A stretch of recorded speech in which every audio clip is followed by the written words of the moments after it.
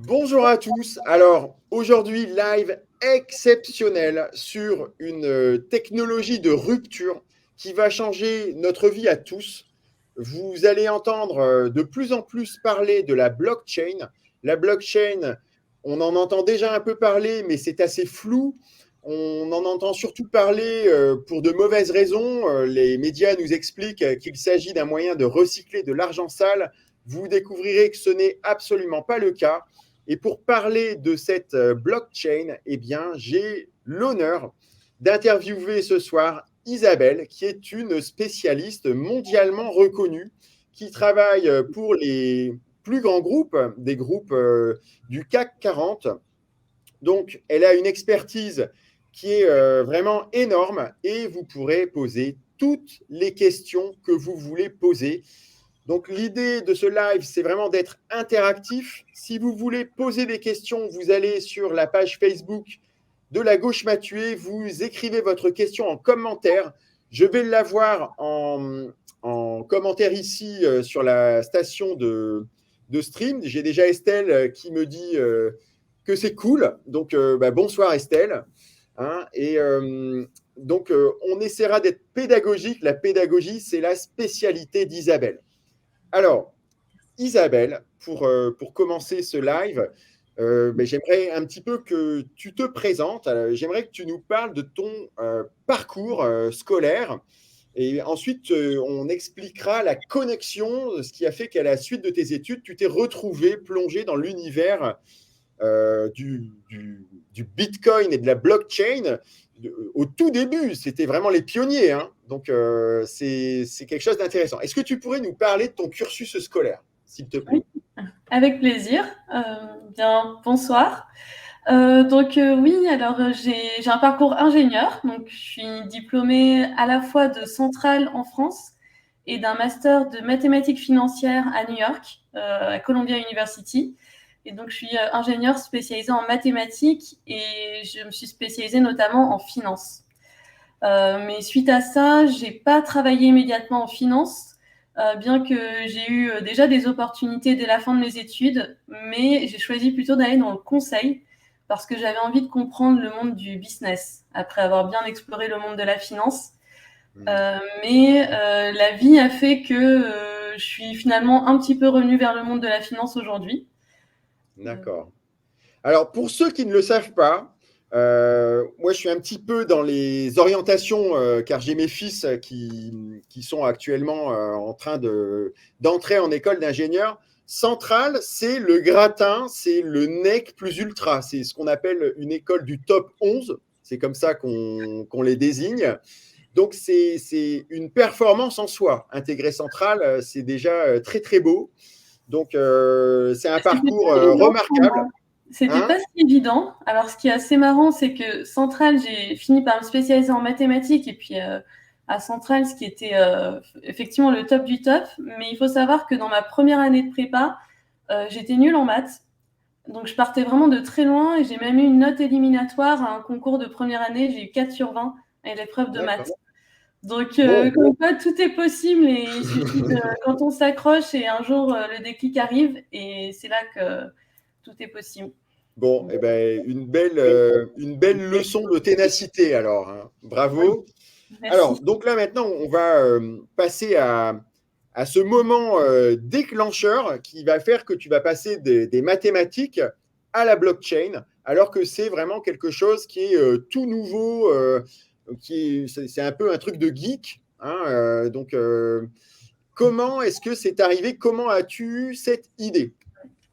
Alors, par chance, à vrai dire, j'ai eu vraiment de la chance. Et en fait, ce qui m'est arrivé, c'est que j'ai emménagé en 2016 à Paris, dans un endroit où, en bas de chez moi, se trouve un bar. Et dans ce bar se retrouve la communauté Bitcoin tous les premiers mercredis du mois. Mais tu n'étais pas au courant en fait. J'étais pas du tout au courant et d'ailleurs j'aurais jamais été au courant, sauf que en fin d'année 2017, je sais pas si certains s'en souviennent, mais les marchés crypto ont explosé. Et d'ailleurs, il y a même eu un reportage, je crois, sur M6 dans le fameux bar en bas de chez moi. Et en fait, D'accord. c'est ce qui s'est passé à ce moment-là. Il y avait 200, 300 personnes dans la rue. parce que du coup, tout le monde voulait venir à cet événement, parce que tout le monde s'intéressait à la blockchain. Il y Et avait donc, une moi, émeute, en fait, dans c'était la trop rue, cool. quoi. C'est ça. Et d'ailleurs, moi, là, ce soir, il y a un meet-up, je l'entends. Donc, c'est vrai que les D'accord, marchés sont assez hauts, il y a pas mal de monde qui vient. Et donc, ben, moi, qu'est-ce qui s'est passé? Un jour, je suis descendue. Parce que d'accord. je me demandais bien ce qui se passait. Et c'est comme ça que j'ai entendu parler de Bitcoin vraiment la première fois. Mhm. Et là, ça a été un coup de cœur, en fait, parce que entre mon passé, justement, où j'avais découvert le monde de la finance, en fait, il s'est passé, enfin, j'ai compris, en fait, j'ai commencé à comprendre petit à petit, mais ça m'a pris quand même du temps, tout ce que ça pouvait apporter à la société. Et donc, j'ai continué à y aller et surtout, j'ai appris par les gens, par la communauté, et c'est par ce biais-là que moi, je suis rentrée dans le sujet Bitcoin. Alors, on va parler un petit peu du livre que tu as publié, hein. Donc, Isabelle a publié un livre excellent, hein. Je l'ai lu, j'ai appris énormément de choses. Donc, Blockchain utile. Tous ceux qui veulent se spécialiser, je vous conseille d'acheter ce livre. C'est très clair, très pédagogique. Il n'y a pas de mathématiques, je vous rassure. C'est compréhensible par tous. Et vous verrez que la blockchain, et ça, je l'ai découvert. Pour moi, la blockchain, c'était vraiment un support pour les crypto-monnaies, donc une nouvelle façon d'échanger de la valeur de façon plus sécurisée. Ça, on va en parler en détail. Mais les implications sont beaucoup plus larges. Elles vont bien au-delà de la monnaie. Elles vont passer par les contrats et ça va même changer notre rapport à la vérité. Vous allez voir, même les élections, si ça va au bout de son chemin, ça va même changer la structure de nos États, l'organisation politique. C'est une révolution, hein. C'est potentiellement une révolution. Donc, on va essayer d'être un petit peu structuré pour ne pas vous perdre en route.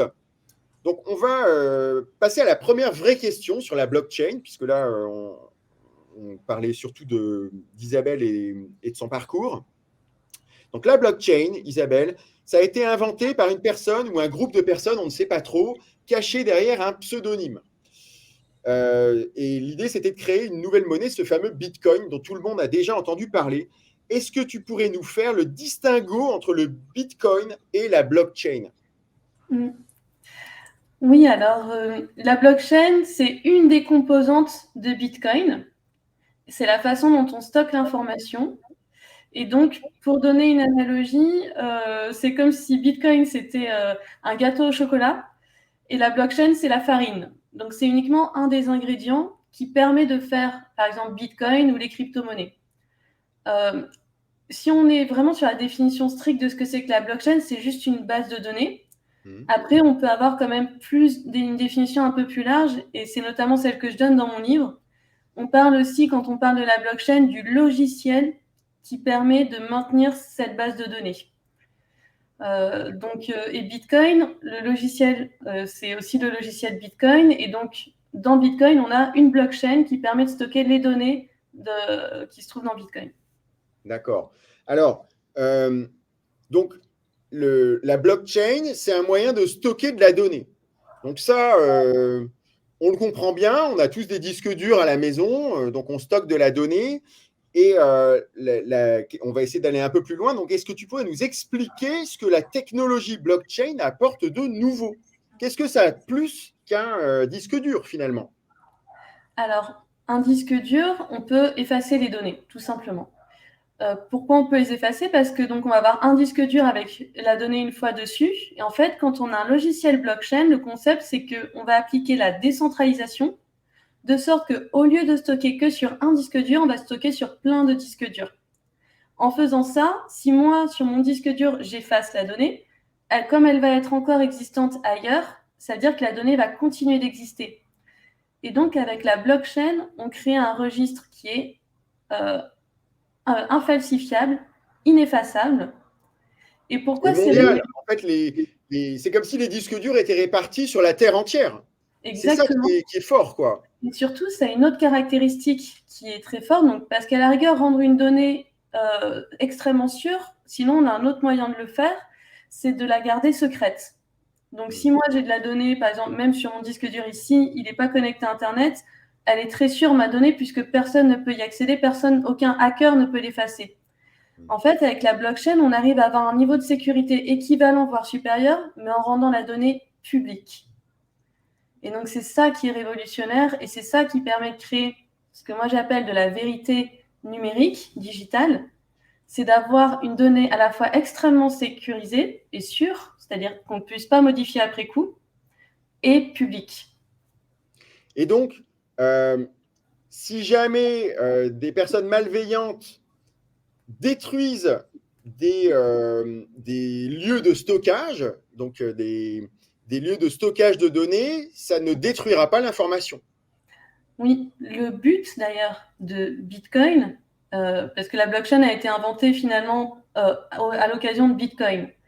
Le but, c'est d'être résistant à la censure. On appelle ça censorship resistance. En anglais, c'est vraiment l'objectif numéro 1, c'est de créer un système que aucun individu en particulier ou État ou organe de contrôle puisse éteindre. Et donc oui, c'est un système qui est très résilient parce que non seulement il y a beaucoup, on appelle ça des nœuds, en fait, ces serveurs qui stockent la blockchain, d'une part, mais d'autre part, ce qui fait que c'est extrêmement résilient, c'est que déjà, il y en a plein, mais en plus, c'est très facile d'en mettre en route. Donc, en quelques heures, avec un ordinateur, une bonne connexion Internet et pas une machine non plus incroyable, on est capable d'installer le logiciel Bitcoin et donc d'être un nœud du réseau et donc de participer à sa résilience et au fait que ce soit résistant à la censure. Donc, un État totalitaire, prenons la Chine par exemple, si elle souhaite se débarrasser de la blockchain, elle ne peut pas le faire. Oui, et d'ailleurs, c'est un petit peu ce qu'ils essaient de faire à intervalles réguliers. Donc, pour la Chine, Bitcoin est interdit, c'est-à-dire que les personnes ne peuvent pas en posséder ni les utiliser comme monnaie. Et donc, petit à petit aussi, parce que la Chine perçoit évidemment les crypto-monnaies comme une menace à sa souveraineté monétaire, notamment. Et donc, un des moyens, ils tentent par tous les moyens d'empêcher les crypto-monnaies. Et donc, un des moyens, c'est d'empêcher les personnes qui voudraient participer au réseau de le faire. Et notamment, récemment, ils ont par exemple interdit le minage. C'est un certain type de nœud qui participe au réseau. D'accord. Et donc, en fait, quand ils font les ça, personnes qui vont essayer de stocker de l'information pour la blockchain en Chine prennent des risques. oui.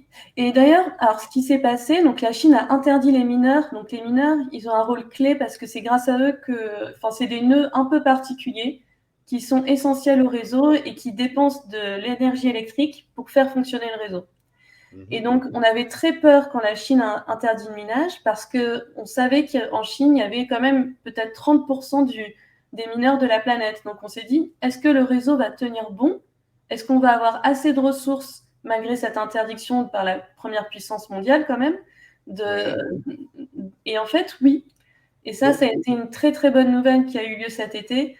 Le réseau a pris le relais et aujourd'hui, Bitcoin fonctionne toujours très bien et on a même de nouveau le même niveau de puissance dans le réseau aujourd'hui qu'on avait avant. Un stress test grandeur nature, quoi. Là, ça a été un choc important, je suppose, pour Oui, ça a été. le réseau Alors, Bitcoin. c'est vrai que c'est quelque chose dont les médias n'ont pas forcément parlé de cette façon, mais pour nous, les personnes qui sont très impliquées dans la communauté, on a regardé vraiment les choses de près et on a été extrêmement contents de voir que le réseau a été résistant.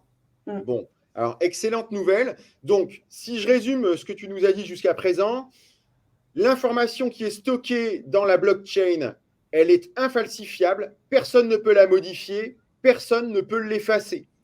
Donc, on a en fait une sorte de vérité qui est gravée dans le marbre et qu'on ne peut pas réécrire l'histoire. On ne peut pas faire comme le font beaucoup d'États totalitaires, changer les données après coup pour transformer ou faire disparaître des gens ou faire disparaître des événements gênants.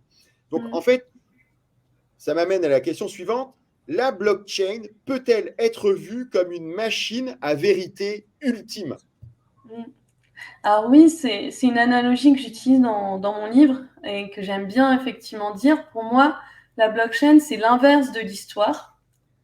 L'histoire, qu'est-ce qui se passe? Plus le temps passe, moins on est sûr de la véracité des faits.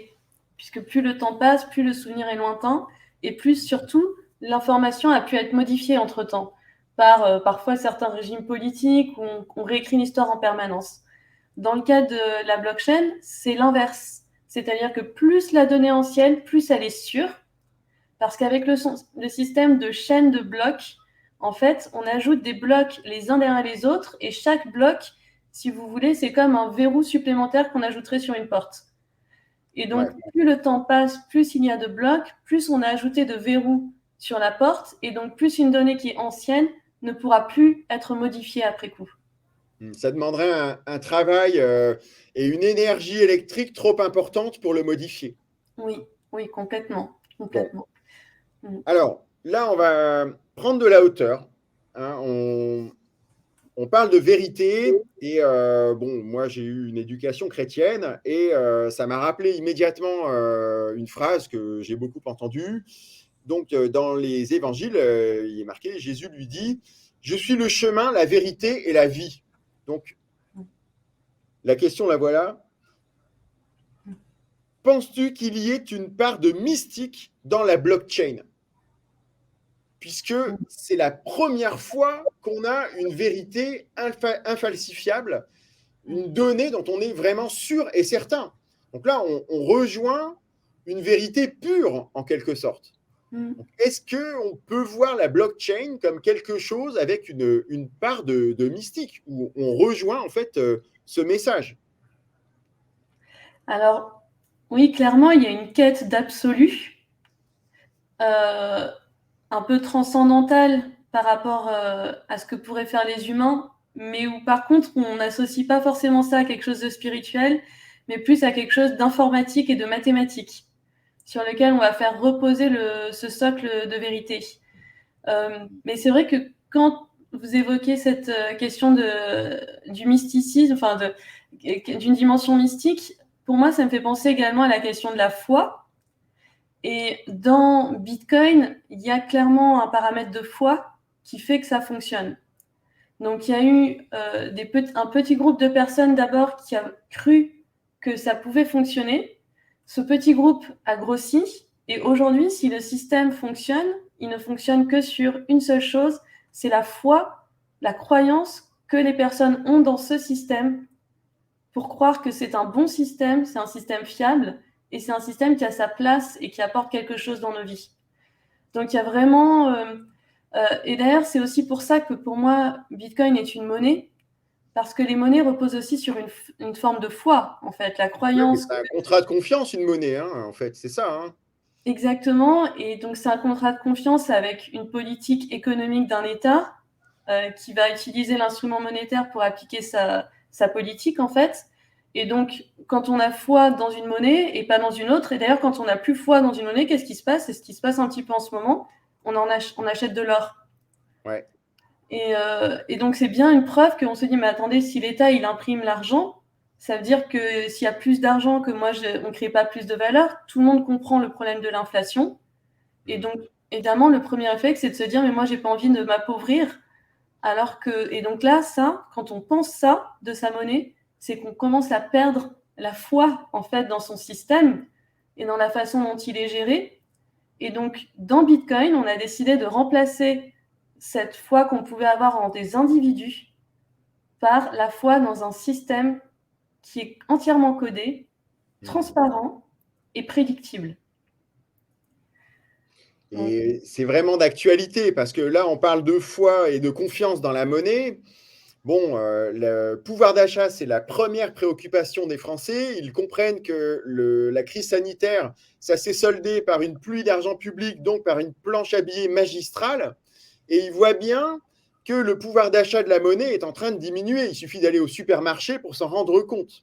Hein, tout le monde parle de ça. Je l'ai encore constaté cet après-midi dans un magasin de matériaux. Les gens discutaient, j'entendais les caissières, elles discutaient des prix qui étaient à la hausse et qui prenaient tous les mois quelques euros supplémentaires. Donc, et on s'en rend compte même sur notre compte courant déjà, parce qu'en fait, cette inflation, même, il y a plein de choses qu'on paye de façon automatique, que ce soit par exemple l'électricité, l'essence parce qu'on en a besoin, les courses, l'impôt, parce qu'on parle beaucoup de l'inflation des produits, mais on oublie de parler de l'inflation de l'impôt, qui est quand même la première cause qui n'est pas prise en compte par l'INSEE, mais qui en réalité est une des principales causes de perte de pouvoir d'achat des Français depuis les années 60. Le pourcentage de prélèvement de la richesse publique en termes d'impôts est absolument phénoménal, en fait, et c'est une cause d'inflation énorme aussi. On en parle souvent avec mon ami Sébastien, qui d'ailleurs est présent. Il dit allez Isa, donc il est en train de t'encourager. Voilà, et il y a plusieurs personnes qui ont laissé des petits commentaires, mais pas encore de questions vraiment formulées. Alors, justement, là, on met vraiment le doigt là où ça fait mal. Le Bitcoin, c'est une monnaie qui est concurrente de l'euro et des monnaies étatiques. Et c'est quand même difficile d'imaginer que les États vont se laisser déposséder du privilège de battre monnaie. Hein, c'est vraiment le privilège qui est usé et abusé vraiment au maximum dans l'histoire depuis des siècles. On se rend compte que les monnaies, elles s'effondrent régulièrement par abus de création monétaire. C'est un moyen magique de régler les problèmes. On imprime de la monnaie, ou alors avant, ils diminuaient le pourcentage d'or dans les pièces, petit à peu, ils rognaient les monnaies. Enfin, il y a eu tout un tas de méthodes pour finalement créer de l'argent, enfin, de l'argent à partir de rien, et finalement, ça aboutit systématiquement à une perte de valeur de cette monnaie. Donc, est-ce que tu penses que les États vont laisser faire? En fait, les États ne peuvent pas l'en empêcher. On peut retourner aussi la question différemment. Qu'est-ce qu'ils peuvent faire? Techniquement, aujourd'hui, c'est devenu tellement gros, c'est complètement international, c'est inarrêtable. Et donc, en fait… Alors, la blockchain, c'est inarrêtable, ça j'en suis persuadé. Par contre, voilà, on va essayer d'imaginer. Oui. Imaginons que demain, l'État français dise on interdit le Bitcoin. Toute personne qui acceptera un paiement en Bitcoin fera 20 ans de prison et sera ruinée. Et toute personne qui possède des Bitcoins, c'est pareil. Alors, je sais bien qu'il y a des systèmes d'anonymat, de codes secrets, etc. Mais avec une telle épée de Damoclès, qui sera à l'aise avec ces bitcoins? Ce sera quand même une grosse pression psychologique. Et ça risque quand même de mettre un coup d'arrêt à l'utilisation et au développement du bitcoin. Alors, ça serait, on va dire, le premier niveau de réaction serait effectivement celui-là de se dire ah ben mince, ça veut dire que je peux plus en avoir, donc j'en ai plus. Mais le deuxième niveau de réaction, et là je vais vraiment vous donner le point de vue des bitcoiners du cœur de la communauté, c'est qu'en fait ça va justifier encore plus l'existence de Bitcoin. C'est-à-dire que si on nous enlève cette liberté même d'avoir un minimum de contrôle sur notre vie financière, ça justifie encore plus l'utilité d'avoir recours à Bitcoin et donc de le faire en utilisant Bitcoin dans toute sa globalité telle que ça a été conçu à la base, c'est-à-dire avec les outils d'anonymat et qui vont avec, pour justement se protéger de la censure d'un État. Après, voilà, bon, en pratique, évidemment, ça va quand même, la part des gens qui vont être là-dedans par rapport à l'usage massif qui est en train d'arriver, évidemment, ça va être, il y aura beaucoup moins de gens qui utiliseront Bitcoin dans ces conditions que dans les conditions actuelles. Ce serait un peu des résistants, quoi. Ce serait un groupe de résistants, en quelque sorte. Oui, voilà. Ce serait un groupe de résistants, mais d'ailleurs, Bitcoin, c'est fait par des résistants au risque de menaces de restriction de liberté par Internet. Donc, c'était les cypherpunks. Donc, c'est vrai qu'avec les Internet qui se développaient donc, dans les années 90 puis 2000, ils ont vu une menace du fait que Internet, c'est un outil aussi de contrôle total des populations. C'est ce qui se passe par exemple en Chine. Et donc, il fallait créer aussi les moyens d'avoir une vie sur Internet où on puisse protéger les individus d'une éventuelle restriction de liberté. Et donc, c'est aussi pour ça que la blockchain a été inventée et Bitcoin avec. Après, donc, sur est-ce que les États peuvent empêcher? Donc, pour moi, si on devait donner une analogie, parce que en pratique, c'est par exemple, c'est ce qui se fait en Chine. Donc, c'est un peu comme empêcher les vagues sur l'océan, pour moi. Si vous voulez empêcher des vagues sur l'océan, Et l'océan, dans ce cas-là, l'analogie, c'est que c'est Internet. Et si vous voulez, la blockchain et Bitcoin, c'est les vagues sur cet océan. Donc, ça existe sur Internet, c'est inhérent à Internet. Donc, pour empêcher Bitcoin, pour empêcher ces vagues, en fait, le seul moyen que vous avez, c'est de prendre l'océan et d'en faire un bassin fermé. Et là, effectivement, il y aura moins de vagues. Il y en aura même peut-être plus du tout si vous arrivez à faire une piscine. Alors que si vous êtes sur l'océan d'Internet libre, et c'est aussi ça que voulaient défendre les cypherpunks, c'est un Internet libre. Dans ce cas-là, ça sera impossible en soi de bloquer ce genre de choses. Et donc, les États, à l'inverse, sont plutôt en train, en ce moment en tout cas en Occident, d'avoir une approche où ils réfléchissent à comment est-ce qu'on fait pour que ce ne soit pas utilisé de façon malveillante, pour encourager les citoyens qui veulent utiliser cette technologie à le faire de façon non anonyme pour éviter des utilisations malveillantes de cette technologie. Alors, il y a Marie-Hélène qui pose une question qui est intéressante. Elle dit, mais si c'est public, donc l'information, cela ne reste donc plus secret. Mes données secrètes ne le sauront plus et le public y aura accès. Alors, est-ce que c'est une inquiétude qui est justifiée? Est-ce que c'est la transparence totale vis-à-vis de tout le monde? Alors, donc, c'est une très très bonne question.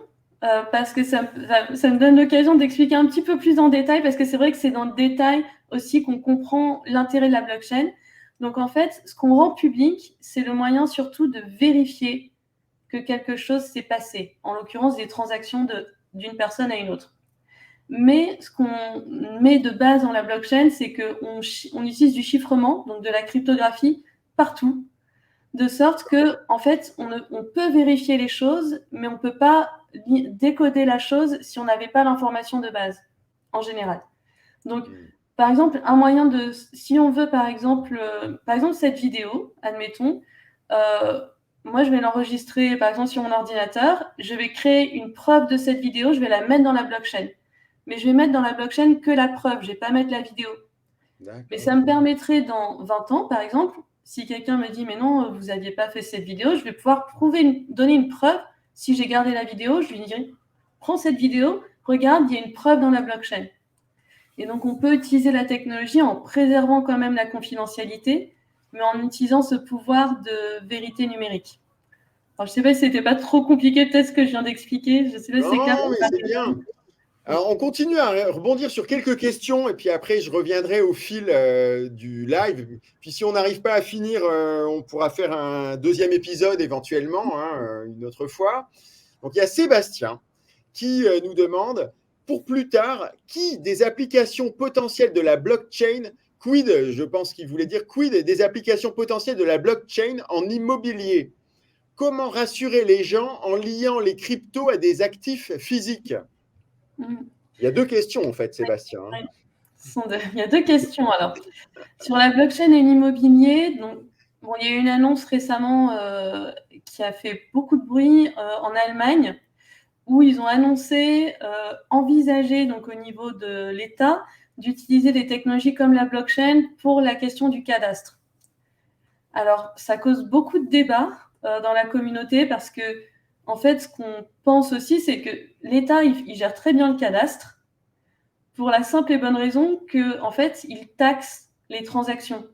Donc, à partir du moment où il taxe, en général, l'État est extrêmement efficace. Oui, ça c'est sûr. Donc, on n'arrivera pas à faire mieux, honnêtement, et plus efficace, c'est-à-dire moins coûteux, plus efficient que ce que fait l'État parce qu'il taxe. Et donc, là où il taxe, il est très bon.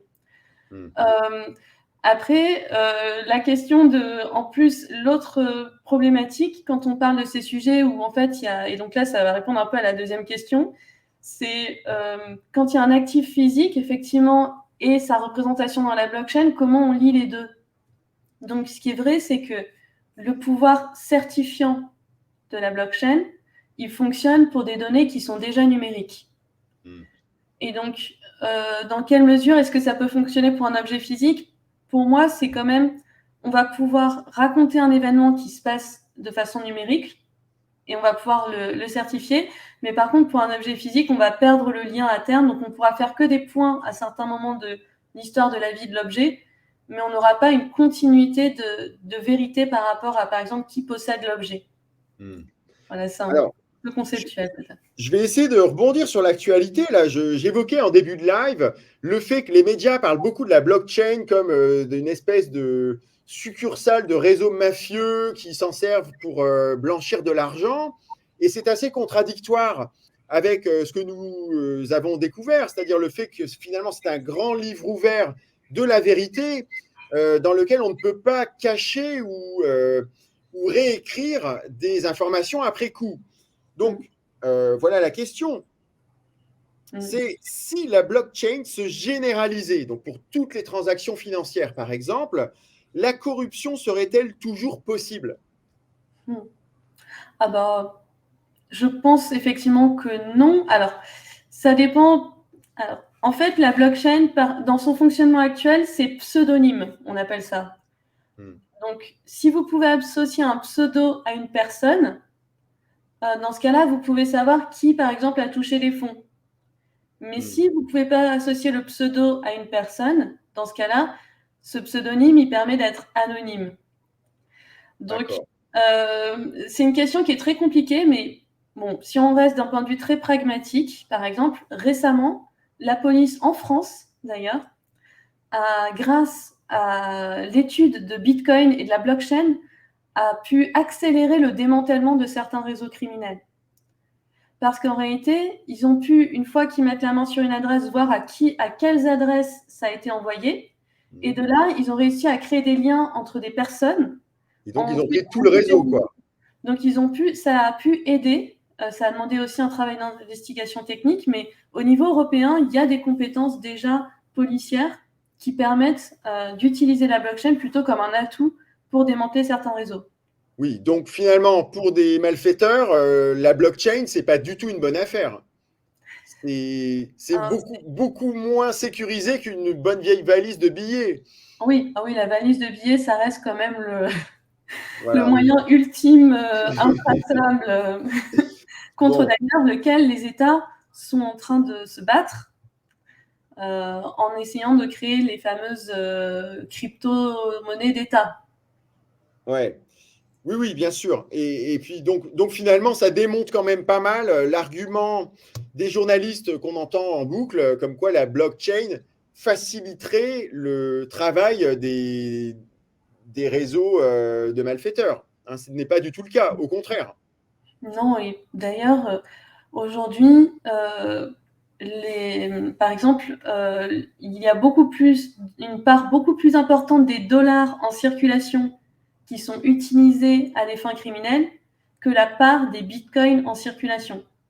Donc, on utilise plus en proportion le dollar pour des activités criminelles dans le monde qu'on utilise bitcoin.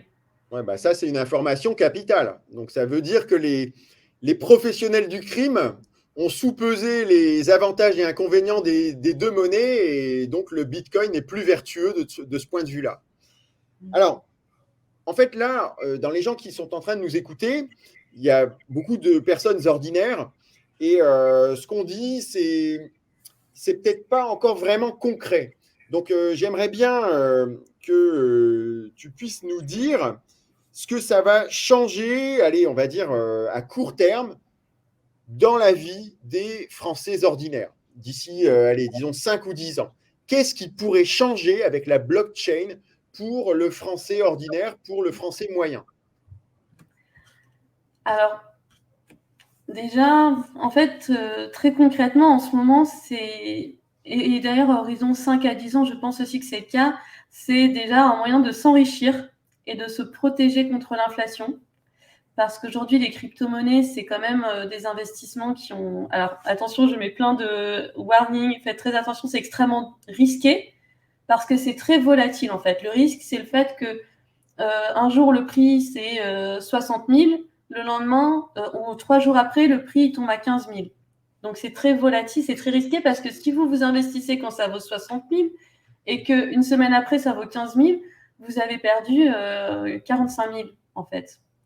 Donc, si vous aviez investi 65 000 euros, par exemple, vous avez perdu quasiment toutes vos économies.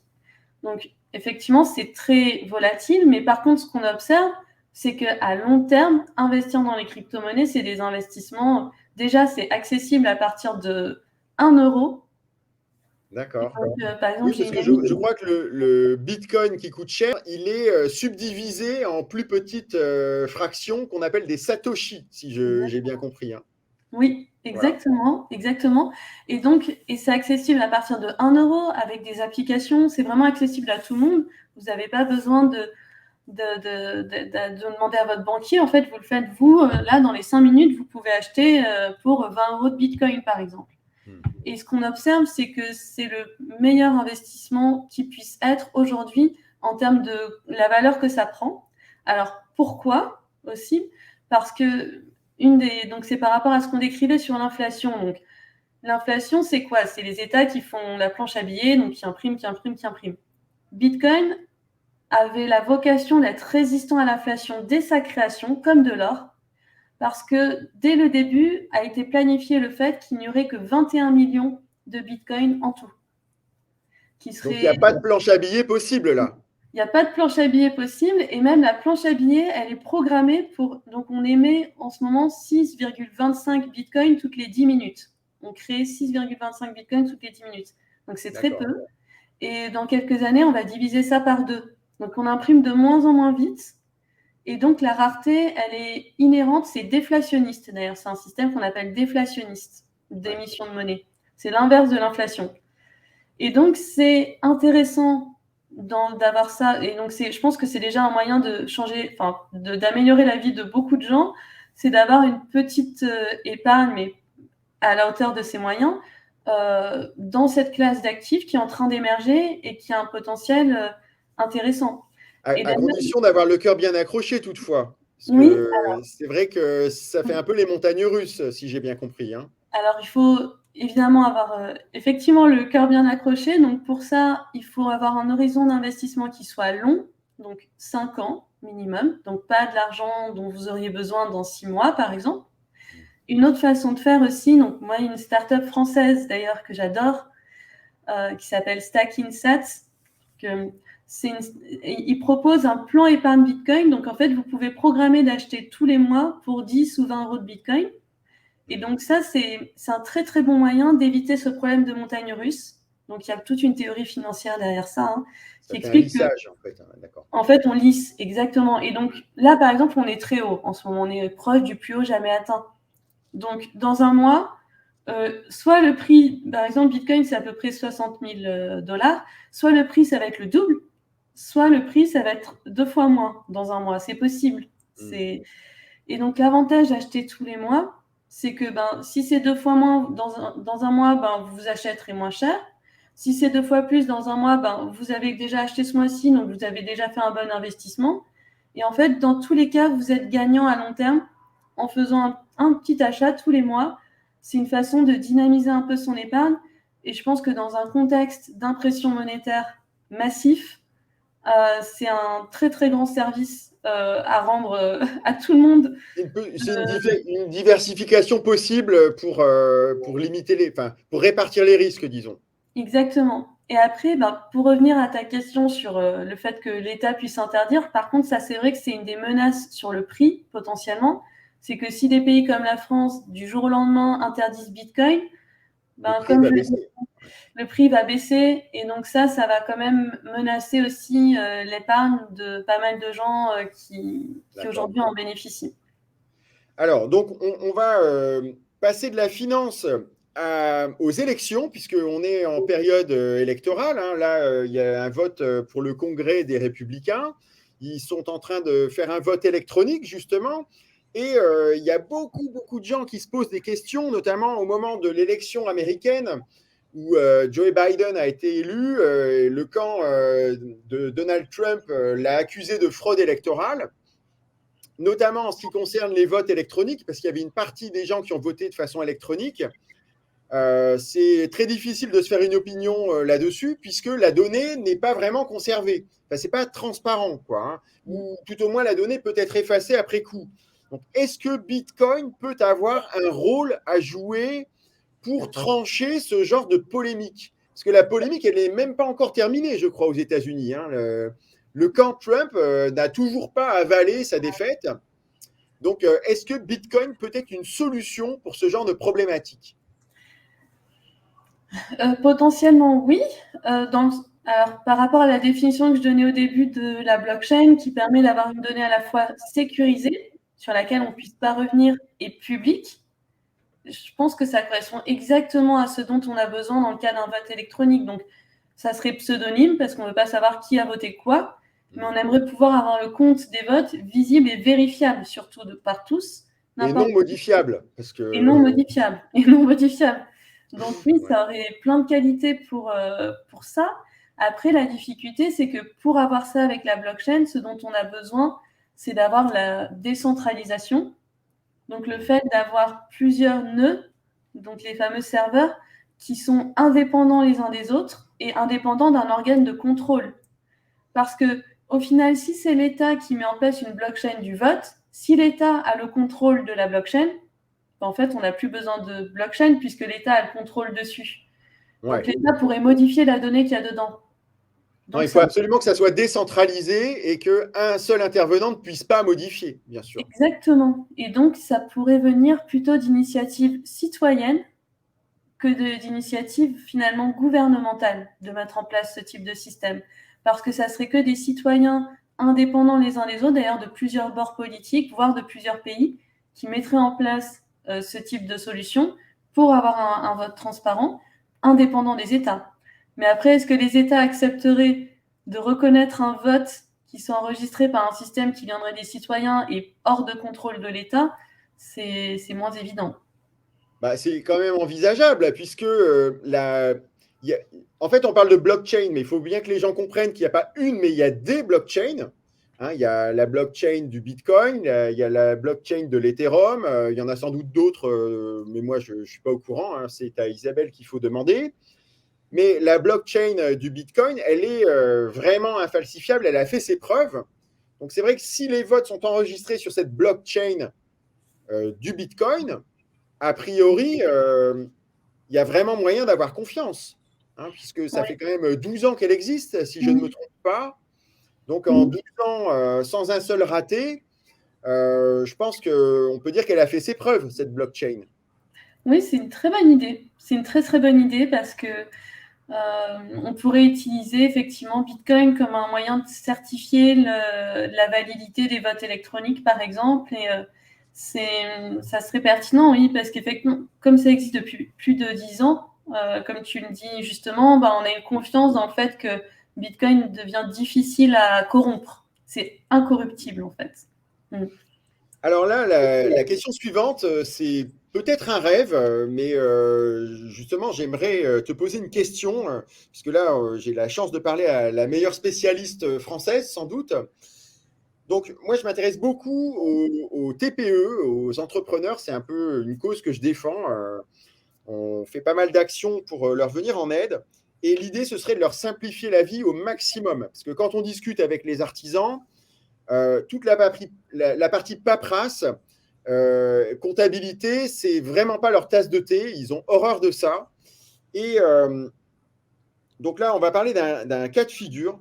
Imaginons un entrepreneur indépendant qui va chercher donc des matériaux, un entrepreneur en bâtiment par exemple. Pourrait-on imaginer qu'en payant ces matériaux directement avec son téléphone et avec la facture, si on s'appuie sur la technologie infalsifiable de la blockchain, eh bien, le fait que les informations soient envoyées directement au ministère des Finances, qui ferait toutes les opérations de comptabilité et ferait payer donc ce que l'entrepreneur doit payer à l'État. C'est-à-dire une simplification extrême. En fait, avec ce système infalsifiable, ça enlèverait toute la partie paperasse à l'indépendant. Est-ce que ça, ce serait possible techniquement? Mm. Oui, en fait, ça existe quasiment déjà. Alors bon, moi, je suis entrepreneuse moi-même, donc et j'ai la chance d'avoir un comptable assez génial qui est extrêmement bien équipé techniquement. Donc, moi, tout ce que je fais, je prends par exemple une photo de mon ticket de caisse, ça l'enregistre dans le système de comptabilité. Et moi, mon comptable, par exemple, mon bilan comptable, il le fait en moins de 2 semaines après la date de clôture, en fait. Parce que tout est déjà informatisé. Et là où la blockchain peut aider, donc par exemple Bitcoin, très concrètement aujourd'hui, donc notamment par une autre start-up française que j'aime beaucoup, avec laquelle je travaille souvent, qui s'appelle Woolet, W-O-L-E-E-T. En fait, ils ont plein de services qui utilisent Bitcoin pour rendre service aux entrepreneurs. Donc, un des services, par exemple, je ne sais pas si vous connaissez DocuSign, c'est pour signer un document sur Internet. Eh bien, ils ont un service de signature numérique sur Bitcoin. Donc, infalsifiable et qui va être gardé pour l'éternité, en fait. Oui, et qui a une valeur légale et qui est reconnue légalement comme ayant une valeur en Europe. Aujourd'hui, les factures protégées par la technologie Bitcoin ont valeur légale. Et il y a une réglementation qui est en train d'arriver en France qui va imposer d'ailleurs d'avoir des factures certifiées. Bitcoin est une façon de certifier ces factures, d'ailleurs moins chère que beaucoup d'autres services de certification de documents électroniques. Donc oui, ça existe déjà. Alors c'est vrai que c'est pas encore très connu, mais on peut déjà utiliser la blockchain et puis même Bitcoin très concrètement pour faciliter ses démarches et même d'un point de vue légal. Et les huissiers en France, d'ailleurs, ont été très, très en avance sur la question. Et ils étudient notamment au niveau de la Chambre nationale des huissiers, Bitcoin. Voilà, et je sais qu'il y avait...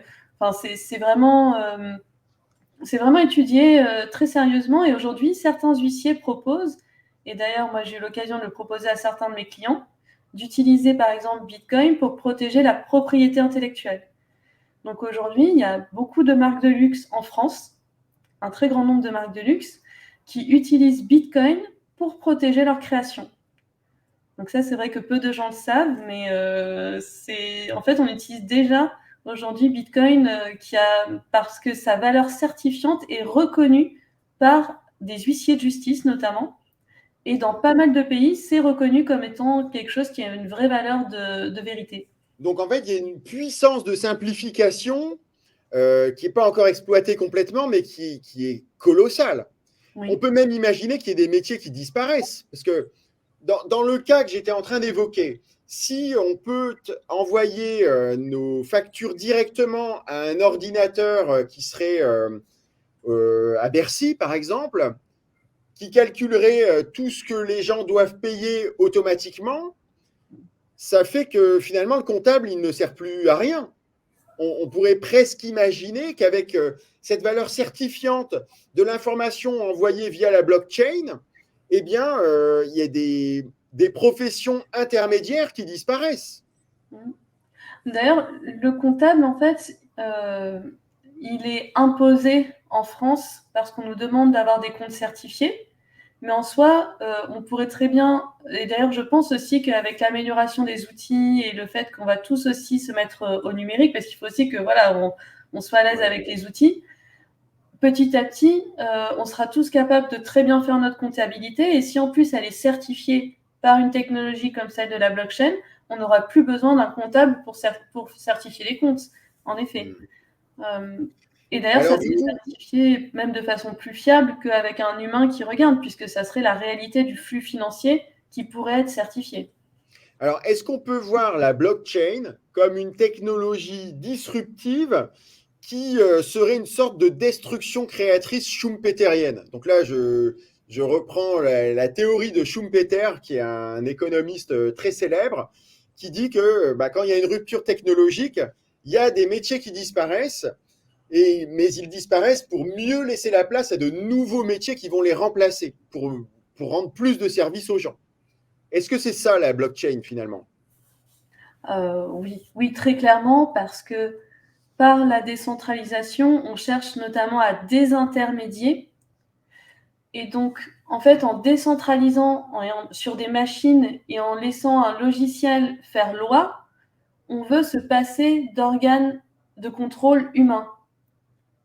Donc c'est le concept d'ailleurs de l'anarchie au sens assez fondamental du terme, c'est de ne plus avoir une hiérarchie de contrôle, mais d'avoir un système qui fonctionne de façon autonome, sans avoir besoin. Et donc ça, effectivement, c'est très concrètement des personnes preneuses de décision qui, effectivement, n'ont plus besoin d'être là. En fait, on désintermédie.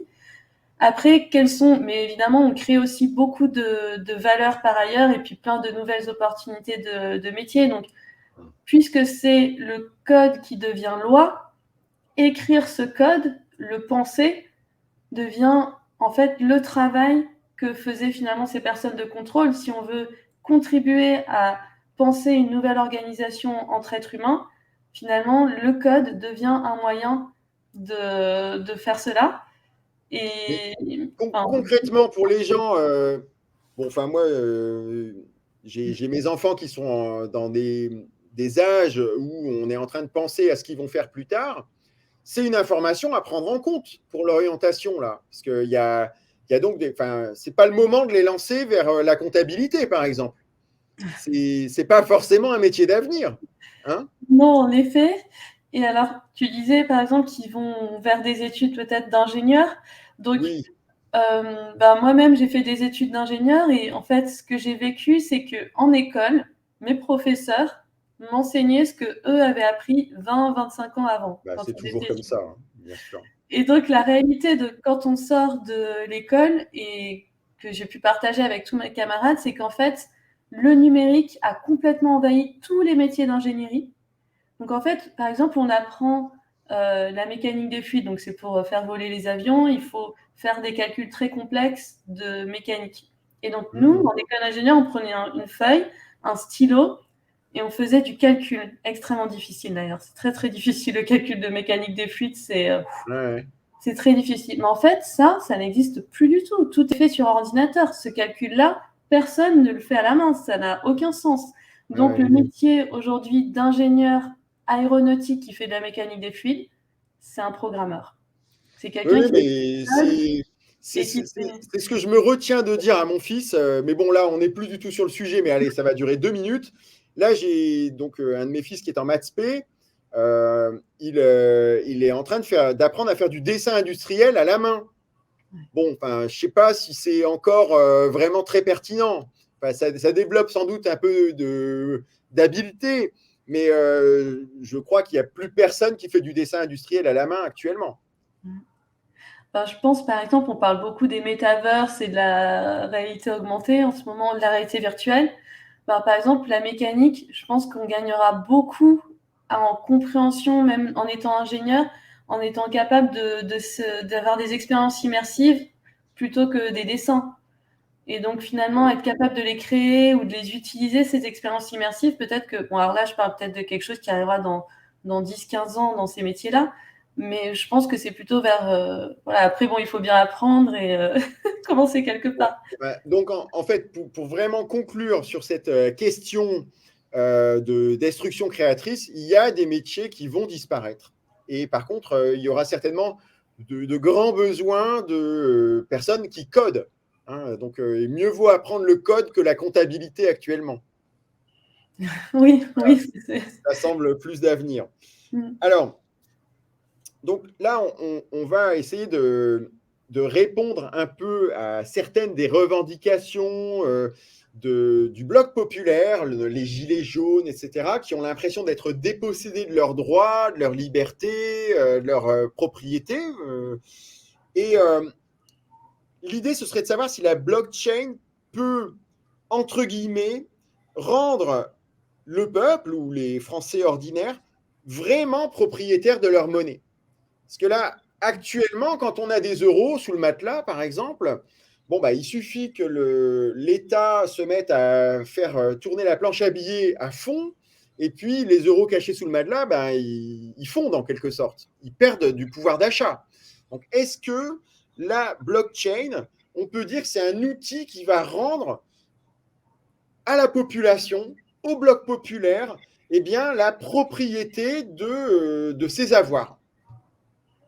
Alors, bah, c'est exactement le but de la blockchain, c'est ça, c'est d'avoir la réelle propriété. Et donc, la réelle propriété, elle repose sur le fait de ne pas dépendre d'une banque, par exemple, pour posséder ces fonds, mais d'être capable soi-même, en mémorisant un code, donc, ou en le notant dans un papier qu'on met sous son lit, par exemple, Voilà. mais juste avec le fait d'avoir ce code, d'avoir la vraie propriété des fonds. Donc, c'est vraiment le but. Et d'ailleurs, peut-être anecdote personnelle, mais en fait, quand on tombe dans Bitcoin, soit ça passe à travers, en fait, on ne comprend pas vraiment l'intérêt, soit on devient complètement accroché à Bitcoin. Et souvent, ce qui fait qu'on devient complètement accroché à Bitcoin, c'est qu'on a vécu une expérience parfois un peu traumatisante avec la monnaie euro. Et c'est ça qui nous a fait prendre conscience qu'en fait, nous, on avait besoin et c'était important de reprendre contact avec la vraie propriété de ces moyens financiers. Et donc, moi, par exemple, à titre personnel, donc ça peut arriver, par exemple, pour des personnes, je ne sais pas si vous allez en voyage à Cuba, par exemple, vous allez voir que c'est pas si simple, en fait, de juste avoir de l'argent, de le retirer, de l'utiliser, parce que, en fait, les flux financiers bancaires sont pas simples. Il faut que vous arriviez peut-être avec des dollars en cash. Donc ça peut être une expérience. Moi, une expérience qui a fait que quand j'ai découvert Bitcoin, j'ai été sensible. C'était, bon, c'est une anecdote qui est assez peut-être drôle, mais en fait, quand je suis partie à New York faire mon année d'études, ma mère a prêté ma voiture à quelqu'un de ma famille, je vais juste dire quelqu'un de ma famille, qui habitait dans le centre de Paris. Et donc, le centre de Paris en voiture, en fait, c'est juste totalement impossible de se garer. Et moi, Ouais. j'avais déménagé, donc impossible de me retrouver. Et c'est l'époque où ils ont inventé les prunes invisibles. Donc, en D'accord. fait, il n'y avait même plus de prunes. Donc, en fait, ils ne savaient même pas qu'ils se prenaient des prunes 2-3 fois par jour avec ma Et voiture. donc, il a accumulé Donc, il a accumulé, plein accumulé, d'amendes. accumulé. Bon. Et en fait, moi, quand je suis revenue, donc j'ai fait ma dernière année d'études. Donc, bon, j'avais pas beaucoup d'argent sur mon compte en banque, hein, puisque j'étais étudiante, donc Ouais. j'étais proche de zéro, donc il se passait rien. Mais ensuite, j'ai fait mon premier stage où j'ai enfin gagné de l'argent. Et là, qu'est-ce qui s'est passé? Saisie sur mon compte en banque de la part de l'État français, donc un ATD. Et donc, ils C'était m'ont pris bienvenu, en fait. Bon retour parmi nous. mon retour parmi nous. Ça y est, j'ai commencé à gagner de l'argent. J'étais stagiaire, hein. Et ils m'ont pris 900 € le premier mois. Et ils ont continué à me prendre comme ça tous les mois. L'État me faisait un ATD, donc avis pour tiers détenteur, où ils me bloquaient sur mon compte en banque à moi, personnel. Et ils me prenaient directement l'argent. Mon compte était un peu bloqué, donc je ne pouvais pas faire ce que je voulais en termes de virement, etc.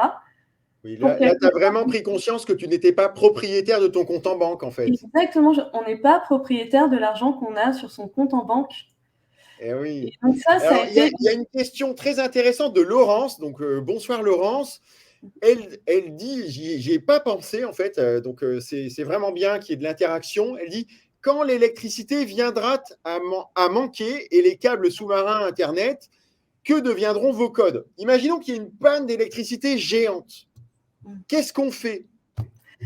Alors, donc déjà, il faut savoir que Bitcoin, ça peut être stoppé et redémarré. Donc en fait, mais c'est vrai que comme l'analogie que je donnais tout à l'heure, donc c'est l'océan, c'est Internet et Bitcoin, c'est des vagues.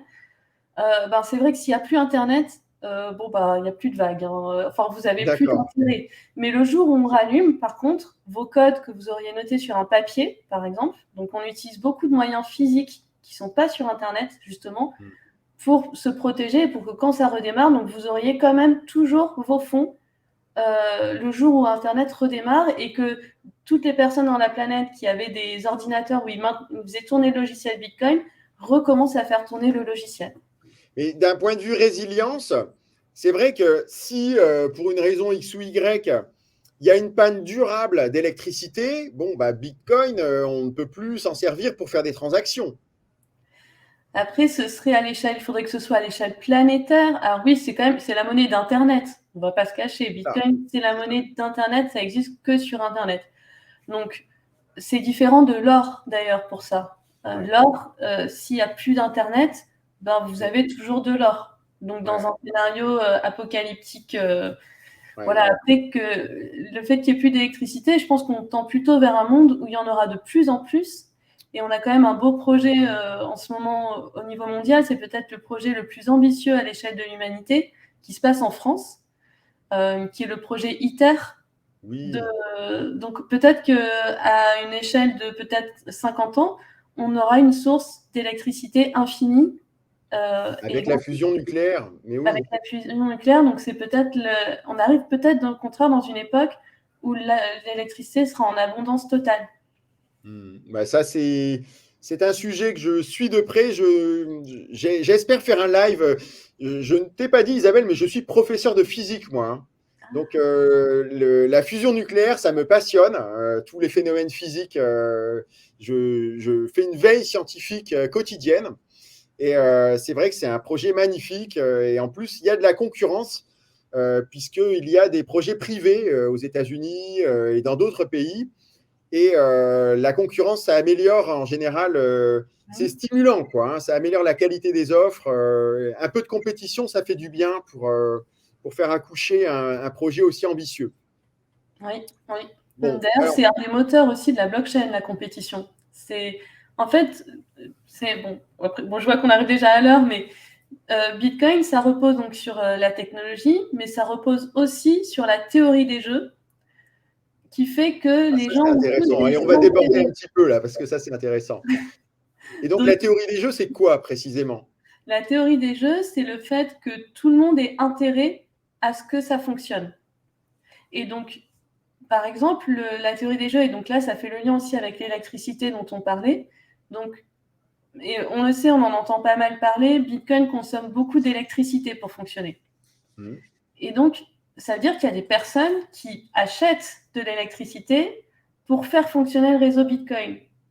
Et vous imaginez bien que pourquoi ces personnes font ça, et c'est là qu'il y a la théorie des jeux qui intervient. Ils font ça parce que quand ils fournissent de l'électricité au réseau, ils récupèrent des bitcoins. Il y a une récompense, bien sûr. En récompense, en fait, par l'émission monétaire. Et d'ailleurs, il y a un système de concurrence et de compétition, c'est que toutes les personnes sur Terre qui veulent peuvent participer à cette grande loterie qui a lieu toutes les 10 minutes pour gagner la récompense. Et pour participer à la grande loterie, il faut dépenser de l'énergie électrique. Donc, C'est ce qui fait la sécurité. Si j'ai bien compris, c'est ce qui fait l'inviolabilité en fait de Bitcoin. C'est-à-dire que on peut voir ça comme une chaîne dont chaque maillon représente beaucoup de données numériques, mais aussi beaucoup d'électricité pour le faire, tout simplement. Et donc, bah, si on pouvait imaginer remonter plusieurs maillons pour effacer une information compromettante, ça demanderait une quantité d'électricité qui est colossale et un coût qui est tellement important qu'en fait, ce n'est pas intéressant, hein. Et en fait, au début, moi, je pensais que je me disais, oh, ben, le Bitcoin, c'est pas très écolo quand même. Mais finalement, c'est le prix de la sécurité. Oui, alors c'est une très bonne question aussi, cette question d'écologie. C'est une question qui m'intéresse beaucoup parce que moi-même, à titre personnel, je suis vraiment écolo. En fait, je compense carbone toutes mes émissions. D'accord. Je peux faire dans une année. J'ai choisi d'avoir un mode de vie qui me permet de pas trop émettre de CO2, donc ça me touche beaucoup. Et pour autant, je suis fan de Bitcoin. Donc là, si vous en croyez les médias traditionnels, vous dites, mais il y a une Il y a une incohérence. incohérence, ouais, voilà. Ouais. Alors en fait, non, il y a pas d'incohérence. Pour moi, Bitcoin contribue au développement des énergies renouvelables. Pourquoi? Parce qu'en fait, l'électricité la moins chère, c'est l'électricité qui provient de sources renouvelables. Parce que justement, vous n'avez pas besoin d'utiliser par exemple du pétrole ou d'acheter une matière première. En fait, donc en soi, les énergies renouvelables sont ce qu'on appelle à coût marginal nul. Et dans certains pays, quand on veut par exemple mettre en place une centrale hydroélectrique, Bitcoin est un moyen de rendre cette installation rentable alors qu'elle n'aurait pas pu l'être. Donc aujourd'hui, concrètement, il y a des endroits dans le monde où on est en train de mettre en place des centrales hydroélectriques grâce à l'activité de minage de Bitcoin qui permet de rendre ces installations viables dès le début. Et à noter aussi, donc, Bitcoin, en fait, aujourd'hui, comme il y a une concurrence internationale qui n'a pas besoin qu'il y ait un emplacement particulier pour pouvoir miner du Bitcoin, le résultat, c'est qu'il faut vraiment qu'elle soit vraiment pas chère, cette électricité. Donc, en fait, qu'est-ce qui se passe? L'électricité pas chère, c'est quoi? C'est l'électricité en surplus. C'est Voilà, celle là, qui... c'est le prof de physique qui va prendre un peu le relais. Ce que les auditeurs doivent comprendre, c'est que beaucoup de nos centrales, comme les barrages, enfin, les barrages, c'est un peu différent, mais par exemple, même les centrales nucléaires, eh bien, produisent de l'électricité en continu et elles ne se stockent pas, cette électricité. et quand elle n'est pas consommée, eh bien, elle est perdue car on ne sait pas la stocker. Donc, si les mineurs ont la bonne idée, et je pense qu'ils l'ont, de consommer l'électricité au moment où il y a peu de demandes des habitants, eh bien, c'est un moyen de ne pas perdre cette électricité. Et donc, finalement, on peut considérer que c'est plutôt vertueux, hein, ça évite les gaspillages. Exactement, ça évite les gaspillages. Donc c'est pour ça que pour moi, ça contribue. Finalement, c'est cohérent avec mes convictions écologiques. C'est que oui, ça contribue de cette façon-là, et en plus, ça rend viable des projets qui le seraient moins sinon. Donc pour moi, ça contribue en fait au développement des énergies renouvelables. Mais c'est vrai que ça, c'est pas simple. Enfin, la discussion qu'on vient d'avoir de quelques minutes, c'est difficile de l'avoir dans un encart de journal de 6 lignes en fait. C'est pas possible. Donc ça demande d'avoir engagé ce niveau de discussion qui est malheureusement pas encore le cas au niveau des médias nationaux, j'ai envie de dire. Oh bah, pour les médias nationaux, c'est toujours un petit peu la caricature qu'ils recherchent, hein. C'est la simplification extrême, mais finalement, ça a ses défauts, hein. C'est-à-dire qu'on arrive à avoir parfois 10 secondes. Sébastien, on sait quelque chose, hein. Il a déjà eu des passages télé où c'est difficile d'avoir un propos cohérent et construit en si peu de temps, hein. C'est pas évident. Bon, bah là, on a un peu débordé. C'était un live formidable. J'ai vraiment appris beaucoup de choses. C'était un vrai plaisir. J'ai encore beaucoup de questions. On n'a pas réussi à tout faire. Donc, on essaiera peut-être d'en programmer un autre éventuellement. Nous en rediscuterons. Bon, en tout cas, je remercie tous les auditeurs, notamment ceux qui ont posé des questions. Ça nous a permis d'enrichir le live et de répondre à des questions auxquelles nous n'avions pas pensé. C'est vrai que cette histoire de panne d'électricité, on ne l'avait pas prévue. Donc, merci beaucoup Isabelle. Je rappelle à tous et toutes que le livre que vous devez lire pour prolonger le live, eh bien, c'est celui-ci, Blockchain utile.